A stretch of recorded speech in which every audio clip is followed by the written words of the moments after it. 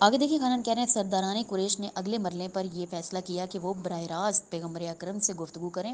چنانچہ اس مقصد کے تحت انہوں نے اپنے نمائندہ آپ کی خدمت میں روانہ کیا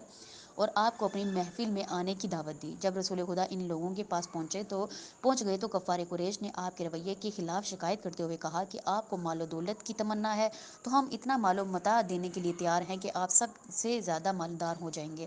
اگر آپ کو سرداری کی خواہش ہے تو ہم آپ کو اپنا سردار بنانے کے لیے بھی تیار ہیں اور ایسے مطیع فرما بردار بن کر رہیں گے کہ آپ کی اجازت کے بغیر کوئی بھی کام نہیں کریں گے، اور اگر آپ کے دل میں حکومت اور سلطنت کی آرزو ہے تو ہم آپ کو اپنا حکمران اور فرما بردار تسلیم کرنے کے لیے بھی تیار ہیں۔ یہ سن کر رسول خدا نے فرمایا کہ میں مال و دولت جمع کرنے، تمہارا سردار بننے اور تخت و سلطنت پر پہنچنے کے لیے مبعوث نہیں ہوا۔